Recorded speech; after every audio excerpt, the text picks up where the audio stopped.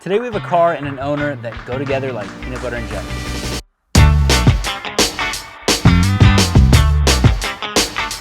The owner of this car is Chris Forsberg. If you're not familiar with Chris Forsberg, he's a 3-time Formula Drift champion, and he's a guy that drives the hell out of these cars.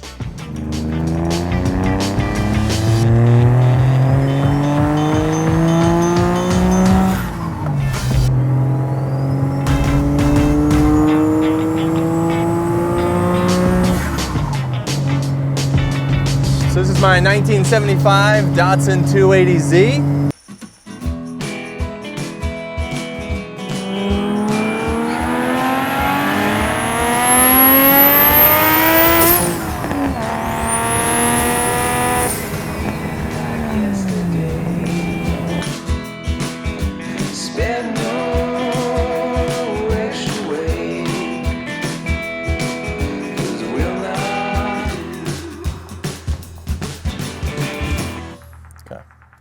Good. Go, yep.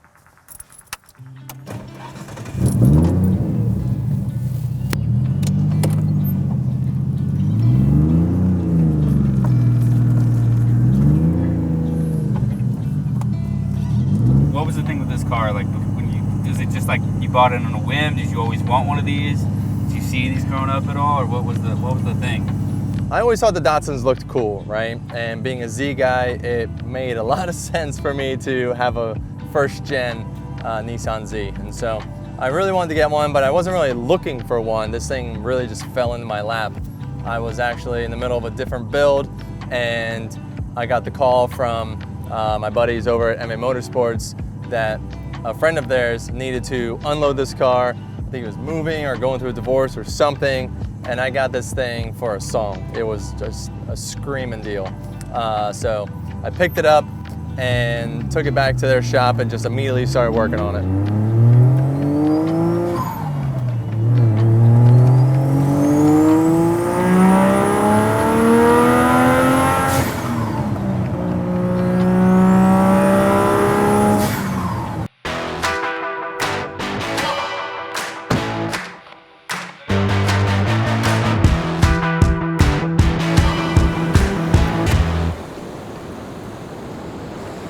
Went with the RB engine because, in my opinion, it's the perfect engine for these classic Datsuns. It's originally a 6-cylinder straight, and so I wanted to keep it that way, but getting a much more modern engine. The 25 is a very affordable engine compared to the RB26, and honestly, it was available when I bought the chassis. The engine was coming with the car. So instead of going through and trying to sell that swap and get an RB26, I was like, you know what? It's got the straight 6 turbo setup that I wanted to go for, and why not just build from there? We have a stainless steel manifold from Doc Race. We went with one single size turbo that gives us about 360 to the wheels, more than enough for this tiny little chassis, and of course, topped off with a carbon topped K&N intake. A Mishimoto intercooler, and one of the most beautiful pieces of this engine bay is that custom plenum creation carbon billet intake manifold. When I got the chassis, it was fully stripped, there's no interior, it was 100% stock suspension, it was on like kind of crummy old wheels and tires, and it was a lot of different stages. It wasn't just straight to what Gold Leader is now here today. I actually built my first set of coilovers for it myself. I took pieces from like a S2000, pieces from a Subaru, and actually like dismantled a couple different coilover packages, cut my own custom top hats, and welded them into the factory knuckles and made it fit onto the car. And I ran it like that for a year or two before I teamed up with Technotoy Tuning, and we just completely outfitted the car, front to back, top to bottom, with their suspension, their coilovers. We now modified the chassis to take BC Racing coilovers with the Technotoy Tuning knuckles, and then the T3 components run through with the strut tower bar, down to the big brake kits. We got Willwood calipers, and even Technotoy 370Z differential conversion on the rear end of the chassis. So such a beautiful collection of components to update anything that bolts onto the chassis to modern day billet and or steel components. So the sound of this thing, it's intoxicating to say the least. It's just one of those cars that you want to hear over and over and over. Between the blow-off valve, the turbo, the induction noise, exhaust note. All of them together, it's what a turbo engine should sound like.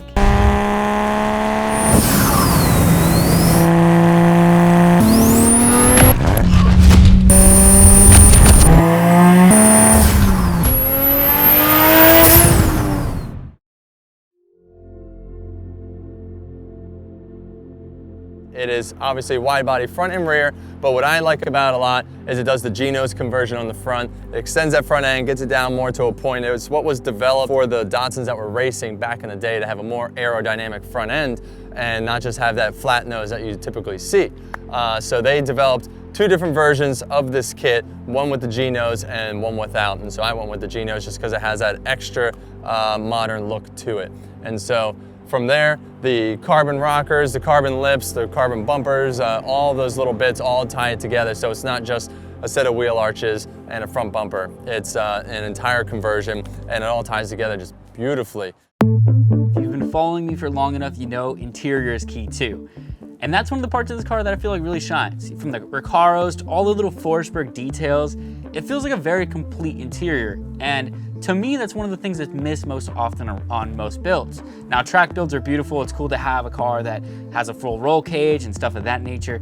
But to have this kind of balance between performance and comfort is pretty cool. It seems refined, but it still pays due to the, the original age of the car, which I just enjoy. Of course, I added a little custom handbrake to it to be able to slide it around when I want.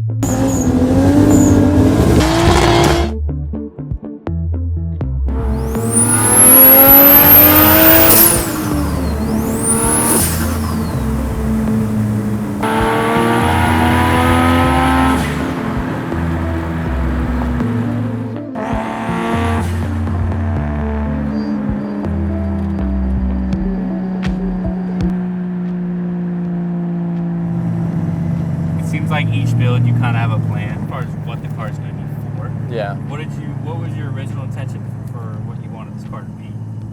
So my original intention of what I wanted this car to be was a, how would you call it? A flying under the radar street car, right? Because the classic cars, you can get away with a lot more with the classic car. Not only because the restrictions aren't as high,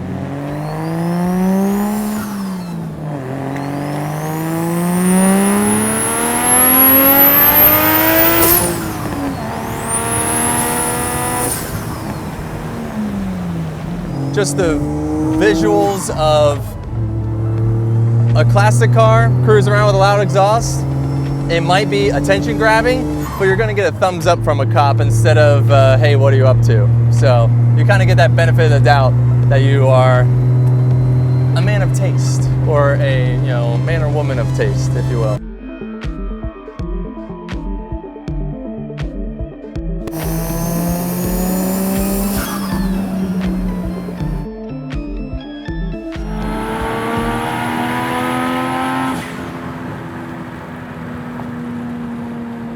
You have this car that can perform like it should, and an owner that can drive it like it should. But I think when it comes down to Chris, he's driven so many cars, and everything from a high-powered, brand new Nissan Z to something that has, lower power. It becomes about the experience, and it becomes about something more than just all the things I mentioned: the sound, the interior, the car, the look, how it drives down the road, but also all the feedback it's giving you that you may not have had in newer cars. Like retro mod is like just the perfect word for it, because yes, it does have, updated suspension and brakes and things like that versus when it was, created back in the 70s. Yes, it was fuel injected when it came out, but it was not nearly as complex as it is now. But still, even with all the updates to the chassis, it still has that very just like raw feel. There's no traction control, there's no anti-lock brakes. This thing doesn't even have power steering, it's manual steering. So that's what I do like about it.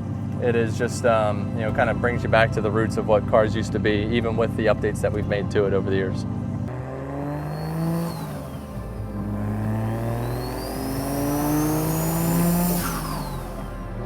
It's funny because as much as I love the comforts of, say, my Titan or our new Z, things like that, this just It just makes people smile. It's the one car I have that gets the absolute most attention. And what's cool about it is almost every single time I take it out, I end up in a small conversation with someone about how they used to own a Z or their parents used to own a Z.